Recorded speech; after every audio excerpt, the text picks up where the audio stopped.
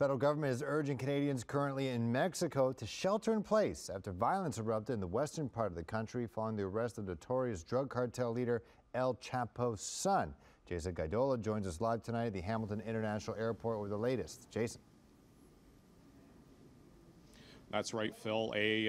Earlier flight this afternoon to Puerto Vallarta took off at a destination that is a couple hundred kilometers south from where all the violence is today. Now, people got on that flight. However, the federal government is urging Canadians to avoid non-essential travel due to safety concerns. This is following reports of the violence that is ensuing down in Mexico, which included gunfire at airports and Canadians being trapped inside a hotel.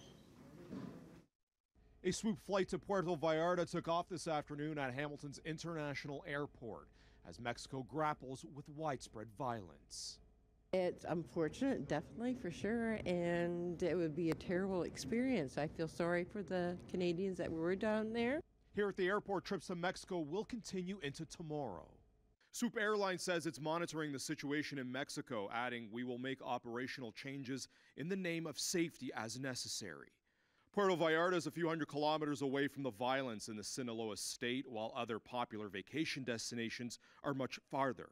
For example, Cancun and the Mayan Riviera are nearly 3,000 kilometers away. But in Ottawa, Global Affairs Canada tells CHCH News it advises all Canadians to avoid all non-essential travel to various regions in Mexico due to high levels of violence and organized crime.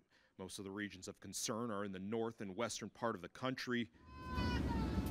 In Culiacan, Mexico, this video shows passengers taking cover in an Aeromexico plane following an airport shooting. Across the city and other places, shots continued and vehicles were set on fire, and deaths are being reported between military and cartel members. Some Canadian tourists remain barricaded in their hotel in Mazatlan today amid the violence in the streets. Global Affairs is warning Canadians to take shelter, limit movement, and avoid gatherings and blockades. The U.S. is issuing travel warnings as well. We advise Americans not to travel to Sinaloa as a result. For those Americans who are in Sinaloa, we strongly encourage them to monitor local news, to follow emergency instructions provided by local authorities. Before the violence, Mexico authorities detained alleged drug trafficker Ovidio the Mouse Guzman, son of former cartel boss Joaquin El Chapo Guzman. Ken Bombay's CEO of U.S. intelligence firm Global Threat Solutions believes vacationers getting caught in the middle of the violence adds pressure.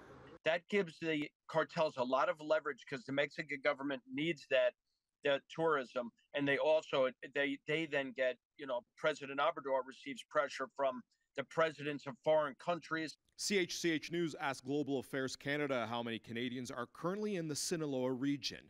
No specifics were provided, but they say at least 12,000 Canadians have notified the government about being in Mexico. The federal government is also urging Canadians to use and register their name into the Canadians Abroad service, which is a service that provides travel updates for travelers in situations like the situation that is happening in Mexico at this point of time. We did reach out to the Prime Minister's office today because Prime Minister Justin Trudeau is slated to be in Mexico City for a summit next week. His office tells us that they are monitoring the situation in Mexico very closely, but there's no change to the Prime Minister's trip at this point of time.